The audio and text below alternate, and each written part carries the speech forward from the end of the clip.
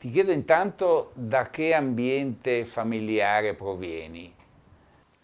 Provengo da un ambiente familiare tipicamente friulano cittadino, non friulano campagnolo, diciamo, di tipo borghese, con tanta attenzione al lavoro, alla famiglia, all'onestà, alla serietà, all'educazione dei figli. Si parlava di politica anche a casa tua o di rado?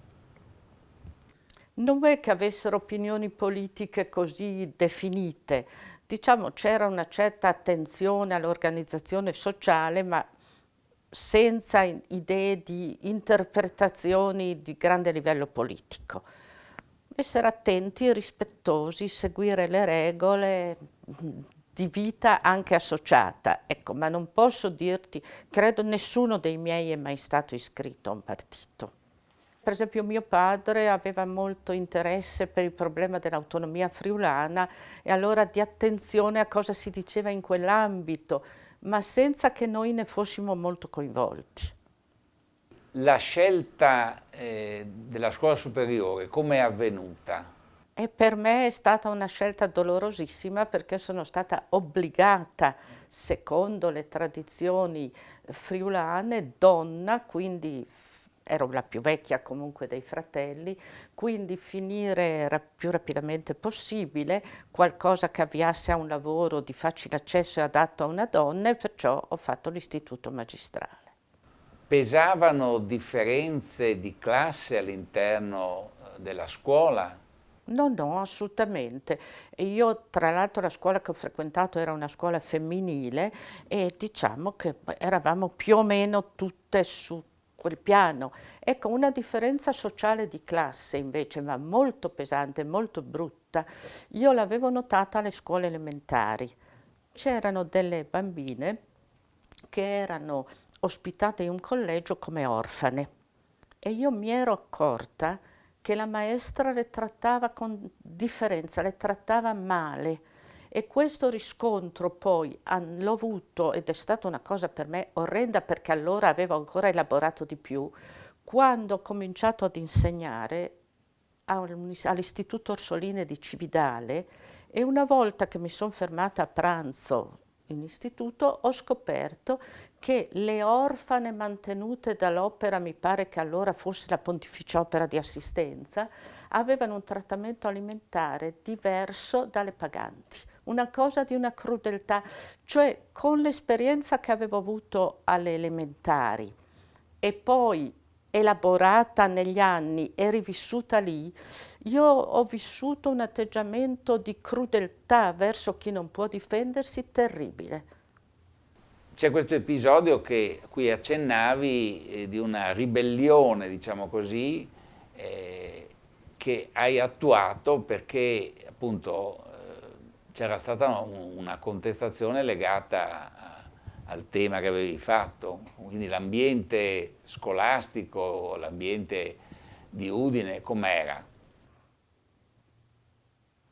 E lì ho avuto, non so se può interessare, il primo scontro di natura, se vuoi, pre-politica, ma per me era una cosa molto forte, perché io, pur essendo piccola durante la guerra, io la ricordavo benissimo, non so come avevo elaborato tante cose, e quindi per me il fatto che non si deve fare la guerra era un assoluto. E quando avevo scoperto che esisteva una speranza e i primi trattati dell'Unione Europea, ma allora pur essendo a livello di trattati, se vuoi, molto più limitati di quello che può essere oggi un Parlamento europeo, però le parole di speranza, di attesa erano molte. E siccome mio padre comprava il Corriere della Sera, quando io vedevo qualche notizia che parlava di pace, la ritagliavo, avevo un mio quaderno di ritagli pacifisti e non so come avevo scoperto in Italia, poi avrei fatto la battaglia per l'obiezione di coscienza, ma in Italia ancora non c'era e a scuola ci insegnavano che cattiva cosa era. E allora si parlava di obiezione di coscienza, avevo alcuni dati, non so come, non so cosa, ma fatto si è che una volta mi hanno dato un tema, non ricordo neanche su che soggetto, e io ho scritto dell'obiezione di coscienza. A questo punto è successa una cosa che tutt'oggi ritengo scandalosa. Mm, L'insegnante di italiano evidentemente non sapeva un accidente di questa faccenda, però non poteva, come le sarebbe piaciuto, mettermi un'insufficienza perché il tema non la meritava. E di conseguenza cosa ha fatto? È andata dal preside, che era un vecchio monsignore, e gli ha spiegato che io ero matta. Il preside ha accolto, ha chiamato mia madre senza dir nulla a me e le ha spiegato che io ero matta. Io sono andata a casa e ho trovato mia madre in lacrime perché io ero matta. Ah, così dico, ti ha detto, benissimo, ho detto la pagherete, dunque siamo negli anni 50, sono venuta prima di potere operaio, sai, pagherete caro, pagherete tutto, ci sono arrivata così. Allora cosa ho fatto? Il giorno dopo sono andata a scuola e siccome si poteva entrare in classe solo quando suonava la seconda campanella, prima bisognava stare in cortile, io però avevo un patto segreto con una bidella che mi voleva molto bene e le ho detto che dovevo fare un problema. E dice, vai Ninina, vai su, vai che tu sei tanto brava. Allora cosa ha fatto la brava? Premessa, siccome eravamo nel dopoguerra, tutto era molto precario, fragile, anche le porte dell'aula che erano a doppio battente, è un particolare importante perché io sono riuscita a tirar giù le porte e a chiuderle in gabinetto, non nel gabinetto che frequentavamo, ma quello in cui stavano le scope dove non entrava nessuno. Guarda, è una scena che ancora rivivo con una gioia enorme, vedere l'arrivo delle insegnanti che starnazzavano, dove sono le porte, dove sono le porte? E io zitta. Quando sono arrivate le ore 11 ho deciso che era il momento di parlare e ho detto che le porte erano in gabinetto. Come lo sai, le ho messe io. Quindi l'ipotesi che io fossi matta ha trovato un giusto e forte, e io ci tenevo, perché essere matta voleva dire essere diversa da loro e quindi per me era importante. Allora le porte chiuse in gabinetto sono state identificate e io sono stata mandata dal preside, il quale era seduto tutto sussiegoso dietro la sua scrivania e mi ha detto, lo ricordo ancora, fanciulla, perché l'hai fatto? Perché adesso lei e mia madre potrete dire che sono matta senza mentire. Me lo ricordo ancora, è diventato grigio e ha segnato il suo crollo, perché se mi avesse punito l'avrei odiato ma rispettato, invece la storia è finita. Avevate rapporti con altri istituti superiori? No, perché quando tornavamo a casa da scuola dovevamo studiare, aiutare in casa, quindi no. Chi veniva da fuori allora, insisto, anni 50, se ne stava in collegio. Non c'era la pendolarità che poi ho conosciuto molto bene quando insegnavo. Poi come si è configurata la scelta della facoltà universitaria? E ho scelto io pedagogia, che allora era l'unico modo per accedere a studi di filosofia. Dopodiché facevamo l'abilitazione e il concorso con chi aveva fatto regolarmente filosofia. No. A un certo punto la discriminante finiva. Ecco. Era una rara pendolarità perché andavo, non è che io andassi tutte le settimane come pendolare, andavo quando era necessario e a fare gli esami. Io dovevo studiare il più possibile a casa, cioè io frequentavo pochissimo e quindi frequentavo soprattutto per il momento di raccolta delle firme dei professori, per il momento particolare di qualche lezione particolare, ma non potevo stare a Padova. Dunque, io mi sono laureata nel 60, pur avendo perso un anno perché mi ero messa a insegnare, appunto, cosa che avevo potuto già fare da studentessa, quindi fai 60 meno 5, sai. Prima davo lezioni, poi insegnavo anche, dovevo andare su e giù, non potevo, avevo un moroso abbastanza impegnativo e quindi non potevo pensare a osservare l'atmosfera politica. Andiamo più avanti nel tempo, ma possiamo procedere anche a salti. negli anni 70 con un gruppo di donne ho collaborato a una rivista che siamo riusciti a tenere in piedi per più di un anno, che si chiamava Bilitis, ma noi in Bilitis intendevamo la donna strana, un po' diciamo sbrigativamente la strega. Un brutto signore che era un importante deputato della DC, su una rivista invece tutta patinata e tutta pomposa, la Panarie, ha scritto che le femministe udinesi, assimilandosi a non so quale quadrupede, non mi ricordo neanche più, con la parola bilite, puzzano. Insomma, io ho avuto dei punti, questo come l'episodio delle porte, l'episodio della maestra cattiva con le collegiali e questo questo signore, Mizzao per la cronaca, ecco, mi hanno segnata. Tu dici che puzzo e vedremo chi puzza di più. Dopo l'esperienza di questo dibattito per conciliare così, a un certo punto arriva questa enciclica Umane Vitae. Ecco, come è stata sentita, vissuta, diciamo, negli ambienti più aperti del mondo cattolico?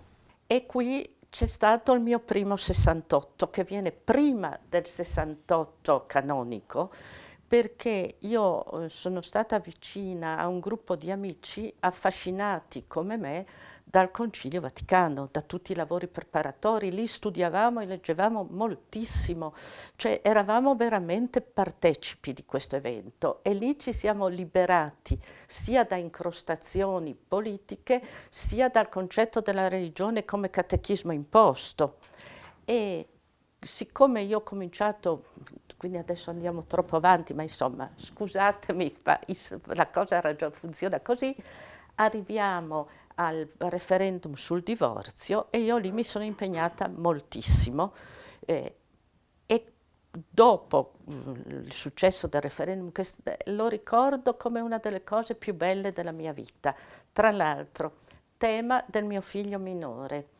Il 12 maggio era il tema e il 12 maggio era la festa della mamma, che in casa nostra era vietata, perché è una cosa commerciale orribile, non se ne parla, quindi la mia povera creatura non sapeva cosa fosse la festa della mamma.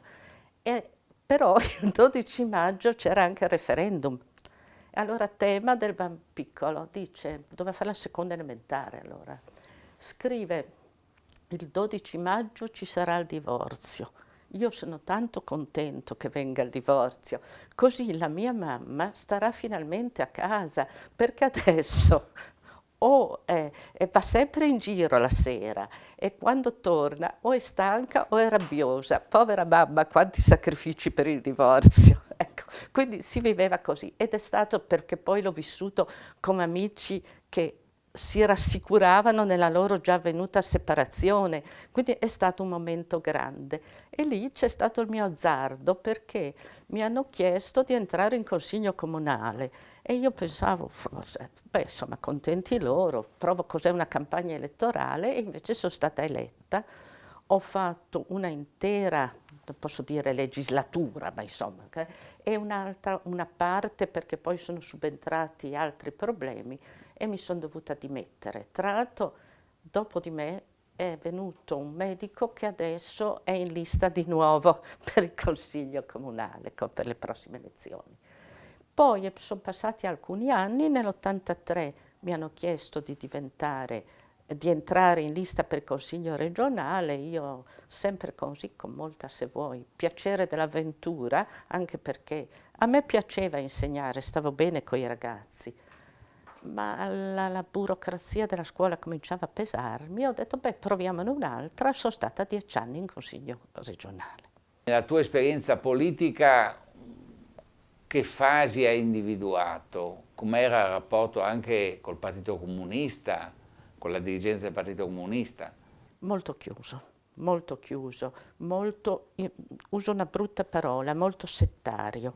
Difatti sai che anche per il referendum sul divorzio e poi anche per quello della 194, insisto, tutela sociale della maternità e interruzione volontaria della gravidanza, perché il fatto di chiamarla legge sull'aborto è stata una pazza e nociva bestialità, perché tutti hanno pensato che fosse la legge per abortire e invece era una legge che aveva ampie possibilità di spazio a tutela della maternità che non sono state però praticate. E quindi si è andati a questa riduzione, d'accordo, era un obiettivo necessario porre delle condizioni per l'interruzione di gravidanza per farla finita con gli aborti clandestini e con gli aborti praticati negli studi dei medici compiacenti, però non era solo quello. Ecco, anche lì l'atteggiamento del Partito Comunista è stato un po' chiuso, anche, questo lo ricorderai, per arrivare ad accettare che il divorzio fosse un obiettivo anche del Partito Comunista ce n'è voluto, e se non c'erano le donne non sarebbe passato. Facevo anche lavoro nel partito perché ero responsabile della Commissione Sanità, quindi andavo anche nelle sezioni, eccetera. I secondi 5 anni, siccome ero anche vicepresidente, molto più larvato, molto più, perché dovevo occuparmi di un sacco di cose, anche diciamo di carattere organizzativo, se vuoi anche quando si è ammalato il presidente, di cene quando venivano delegazioni, cosa che odiavo perché questi mangiavano in una maniera strepitosa, per me anche poco igienica, e quindi io andavo a fissare il menù nel ristorante, poi il presidente mandava il suo segretario a rimpolpare questo menù che io avevo fatto in maniera un po' spartana, ecco. No, spartana per modo di dire, però così veniva. E questo tipo, adesso lasciamo, questo l'ho raccontato come battuta, però avevo da fare anche come vicepresidente, quindi il rapporto col partito si è affievolito, anche se proprio in quegli anni nel rapporto col partito, il rapporto col partito è stato tale, ti dirò anche come e quando, per cui ho restituito la tessera, perché nel 91, quando c'è stata la svolta di Occhetto, ma non era questo che mi ha coinvolto, stava scoppiando la prima guerra del Golfo. Io sempre legata a movimenti pacifisti seri, impegnati, con capacità di riflessione, sono andata a una riunione del federale. È chiaro che la cosa veniva presa a livello parlamentare, ma ne discutevamo anche a livello provinciale, dove la discussione è stata portata su questo piano. Ci conviene, avendo come obiettivo l'acquisizione di voti, votare sì o votare no? Poi mi pare che allora il partito a livello nazionale abbia votato no, ma io mi sono infuriata. Ma non si discute di partecipazione a una guerra misurando seggiole. Qui dobbiamo discutere della guerra. Naturalmente la cosa non è stata fatta e io ho restituito la tessera. Io sono una donna libera e poi da quando ho compiuto 70 anni ho deciso che da quel momento in poi dicevo quello che volevo e quello che mi andava bene. E siccome in 10 anni ho fatto un'ampia esperienza, continuo. Allora, lo sgarro è stato questo. Dovevamo discutere, non ti dirò di quale comune perché questo sarebbe scorretto, ma dell'ampliamento dell'area industriale di un ceto comune, quale che fosse, non importa. Questo, allora ho cercato di capire il come e perché. Questo avrebbe favorito un'industria che si sarebbe trovata dentro e non più fuori dell'area industriale e quindi con sgravi fiscali conseguenti, che fabbricava altimetri e barometri per aerei. Allora non c'erano ancora i droni. E la cosa mi ha incuriosito, come mai è tanto importante, e ho scoperto che, non voglio dire come, perché l'ho scoperto da confidenze, da ricerche fatte per conto mio, che l'assemblaggio poi degli aerei che venivano fuori, che avveniva non in questa regione, altrove, in pratica faceva sì che questa costruzione di aerei, diciamo, non fosse controllata. Non so, in quel periodo c'erano anche rapporti con la Libia, per esempio, per queste forniture, che però avevano un controllo non rilevante perché l'assemblaggio avveniva altrove, non dove si facevano i singoli pezzi. E allora ho anche scoperto che le persone che venivano assunte in questa industria passavano anche attraverso un controllo militare, occulto, ma c'era. E la cosa mi ha infuriato, per cui ho detto ai compagni, che si sono molto scandalizzati perché danneggiavo il comune, no? È che io non avrei votato a favore se non a due condizioni: che fosse chiara la commessa delle cose che si facevano, cioè chi le ordinava e perché, e che le assunzioni avvenissero in termini di corretta trasparenza, escludendo ogni presenza militare. Questi mi hanno detto che erano due richieste improponibili, io le ho fatte e quindi ho votato per conto mio. Io mi sono accorta che, siccome io non avevo mai rinnegato il fatto di essere cattolica, per esempio, venivo continuamente ripresa dai compagni perché dicevano: ma i cattolici non fanno così. Quindi io ho sempre avuto questa doppia, confusa, intrecciata scuola di buon comportamento a cui non sempre corrispondevo. E mi sono accorta che in questa mia anomalia davo un po' fastidio. Mi ricordo ancora di aver suscitato uno scandalo in una riunione di commissione, perché allora c'era una donna assessore all'assistenza, però totalmente dipendente dal sindaco, non aveva una sua linea. E stava nascendo, anzi era già nato, il quartiere di Via di Giusto, che allora era un disastro: non c'era l'autobus, non c'era la farmacia, non c'era l'ufficio postale. Non so se ricordi, c'erano allora quelle monete che chiamavano assegnini, e le persone, di queste povere donne con figli che non si potevano allontanare da casa, pinzavano sulle buste gli assegnini e davano al postino che portava la posta da imbucare, che mettesse lui il francobollo. Comunque era una situazione difficilissima, e c'era un problema: che lì erano stati messi gli abitanti dei quartieri devastati di Udine, Borgo Pracchiuso, Via Villalta, che non erano abituati alla gestione di certe abitazioni. Per cui, per esempio, c'erano alcune famiglie che d'inverno si dimenticavano di chiudere le finestre, andavano a lavorare e c'erano dei costi di gas esorbitanti pagati dal comune. E io avevo proposto, e mi sembrava una cosa ragionevole, di pagare una cifra di tot, diciamo il normale consumo di gas a tutti. Poi chi sgarrava avrebbe dovuto pagare le conseguenze pecuniarie o quali che fosse. E questa assessora mi ha guardata allibita, dice: ma perché tu le pagheresti anche alle persone non povere? Già l'espressione era orrenda.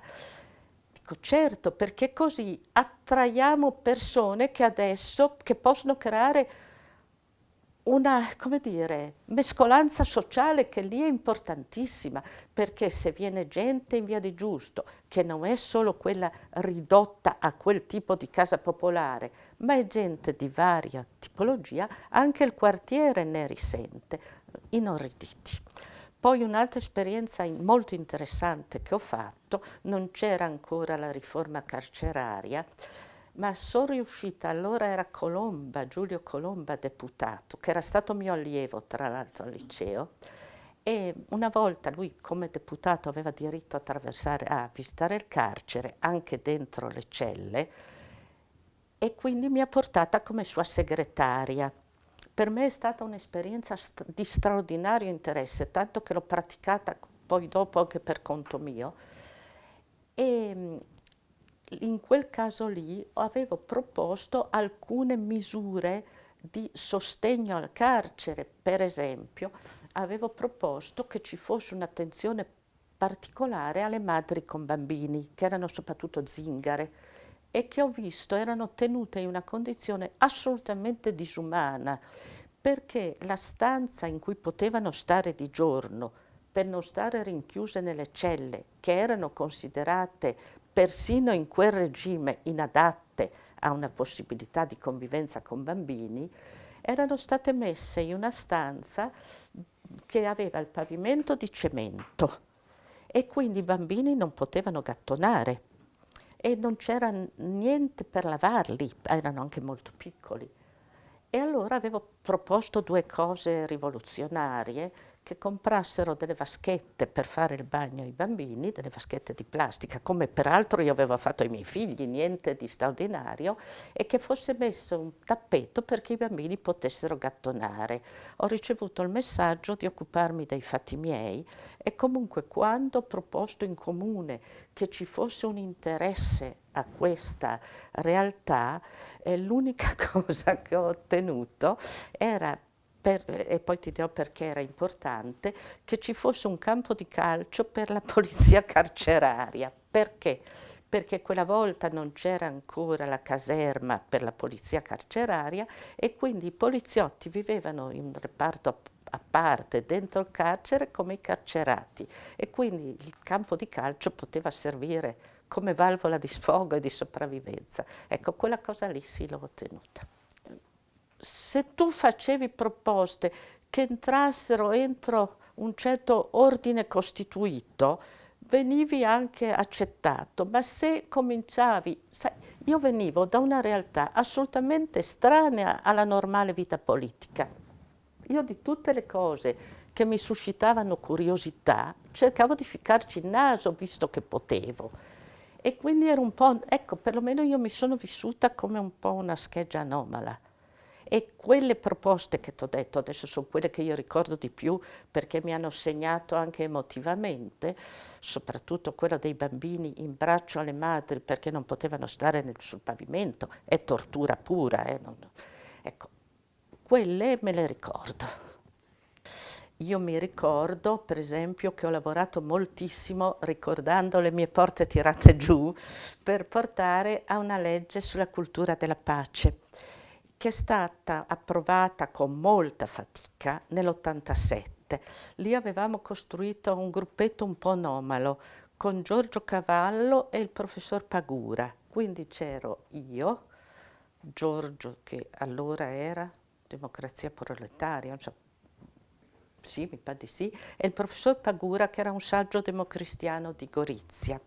E siamo riusciti a portare avanti questa legge andando a proporla nei centri giovanili, giro moltissimo, ma il lavoro che mi ha affascinato e che non è stato poi capito, infatti la legge è stata malamente applicata, salvo i primissimi tempi, era quello di studiare quali funzioni aveva la Regione in materia di pace, perché mi ricordo allora era il presidente Comelli, un uomo molto rigido ma molto corretto, molto diverso dal Biasutti che è venuto dopo. Lui diceva è impossibile, la pace è una questione di politica internazionale e io le dicevo no, la pace è un punto d'arrivo di un percorso. E insomma l'ho spuntata anche se molte cose sono state tagliate. Ma il fatto di dare ai comuni la possibilità di fare progetti, beh, qualcuno li ha fatti e erano molto belli perché poi coinvolgevano i giovani in una crescita. Io avevo proposto, e quello non è stato fatto mai, mi pare, sì, di fare degli studi sulle condizioni sanitarie conseguenti ai conflitti. Allora sarebbe stato, per esempio, molto interessante vedere cos'è stata la spagnola dopo la Prima Guerra Mondiale.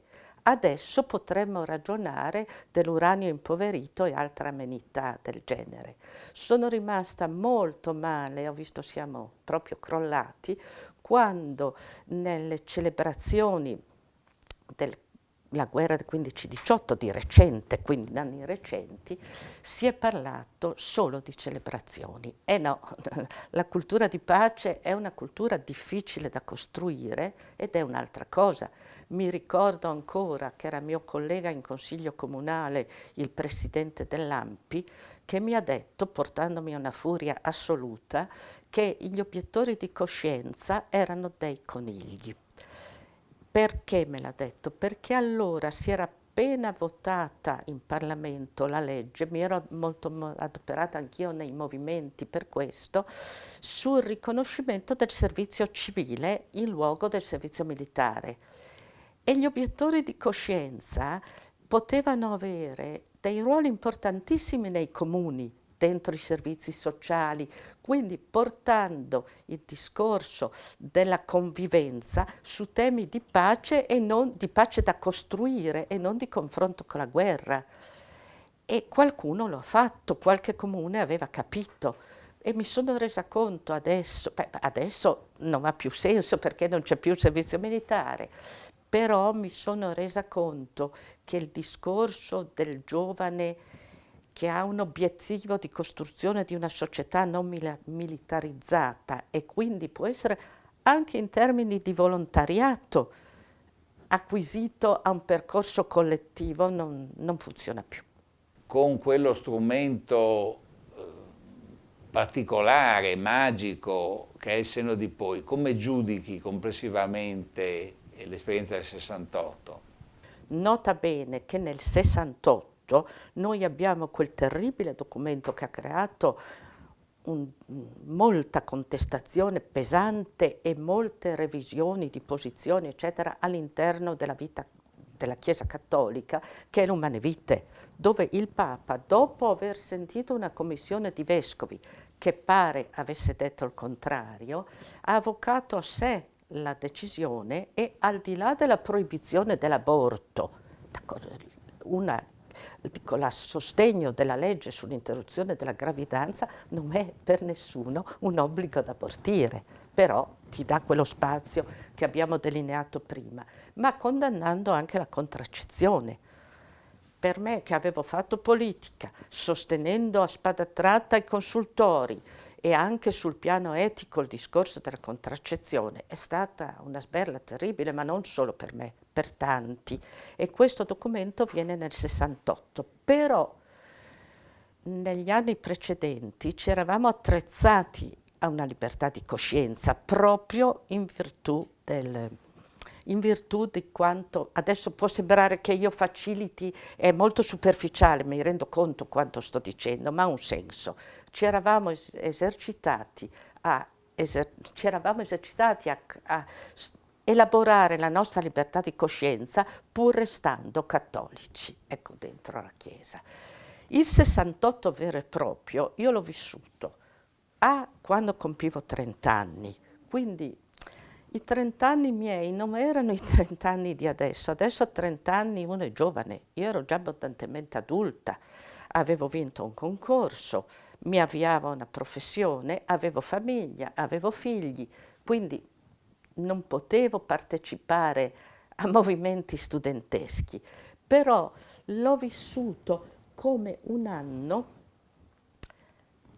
prendiamolo metaforicamente, no? Un momento in cui si poteva affermare scelte di libertà anche in una vita personale che altrimenti doveva essere molto militarizzata, anche nella vita privata. E quando poi nel 70, perché le rivolte studentesche del 68 sono state all'università, nelle scuole sono arrivate negli anni 70, io sono stata molto molto vicina agli studenti. Io per esempio partecipavo all'assemblea loro, era l'assemblea permanente lì, però avevo una preside molto intelligente che aveva convinto gli studenti, poi ti dirò che c'erano i figli ma adesso non faccio nomi, ed erano molto agguerriti sia da una parte che dall'altra, a andare a casa la sera perché ci preoccupava un'occupazione notturna, perché poteva portare confusioni e poi noi non volevamo che arrivasse la polizia a scuola, né la preside né io né pochi altri colleghi. Quindi le avevamo garantito che il mattino loro sarebbero potuti entrare a scuola e che nessuno avrebbe bloccato il loro ingresso. Quindi le assemblee erano diurne e io le vivevo con loro ed è stato un momento affascinante. ogni tanto, poi erano serissimi, dicevano cose pesantissime, facevano riunioni veramente impegnate, per cui io ne approfittavo, ma guardate che questa roba qua che state dicendo c'entra anche col programma, allora ve la spiego così vi aiuto per l'esame. Qualche anno dopo ho incontrato una mia ex allieva, dice però ci hai preso ben in giro, eh sì ma lo sapevo. Il 68, allora parlo della mia esperienza, ha creato un processo che si è troncato con l'episodio del rapimento di Moro. E lì tutti quelli che erano i desideri, gli impulsi della vecchia guardia, chiamiamola così, hanno trovato nella stessa politica uno strumento per bloccare tante esperienze. Poi una cosa per me rovinosa, vedete voi se dirlo, è stata la presenza dei genitori a scuola, perché erano una cosa di una noia mortale, venivano sempre a chiederci di fare cose che per esempio io trovavo repressive, ma così davano spazio ai colleghi, agli insegnanti che più ci tenevano una repressione. Non era il mondo di adesso, dove leggo queste cose terrificanti degli insegnanti menati. Io non so, sarei andata a scuola a questo punto con un tirapugni, non so cosa poteva fare uno per difendersi. Quella volta era diverso e le famiglie costituivano, secondo me, un ostacolo. Mi ricordo un padre di una noia che è venuto a spiegarmi che lui a scuola aveva studiato Giovanni Gentile, che io non avevo adeguatamente proposto. Figurati che quell'anno con un bravissimo collega di lettere stavamo facendo un lavoro comune, lui sull'Agostino di Moravia e io su Freud, lo facevamo insieme, eccetera. Poi abbiamo portato questo all'esame e nessun ragazzo è stato interrogato su questo punto su cui avevano tanto lavorato. Comunque quel padre voleva Giovanni Gentile. E io gli ho detto perché non fa parte del percorso del programma che io ho costruito all'inizio dell'anno, non è un'improvvisazione. E io mi dice, ma io a scuola lo facevo. Allora io comincio a bollire, gli dico, scusi lei cosa fa? Sono ingegnere. Bene, facciamo un'ipotesi che suo nonno fosse ingegnere. Lo era, dice questo tutto contento. Allora dico, ingegnere, lei costruirebbe i ponti come suo nonno? Certo che no. E allora mi lasci insegnare come insegno io e vada perché ci sono altri che aspettano. In che senso il rapimento del giorno di Moro è stato un punto di svolta assoluta anche nella tua esperienza di insegnante? Allora mi sono presa una arrabbiatura folle col sindacato perché quando si è diffusa la notizia del rapimento di Moro ha dichiarato uno sciopero immediato.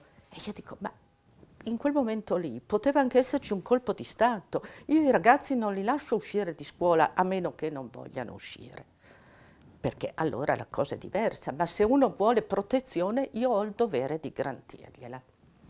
E allora ho telefonato di corsa a mio marito che usciva dalla banca dove lavorava e gli ho detto vai a casa perché i nostri figli arriveranno a casa in quanto questi sciagurati li sbattono fuori di scuola.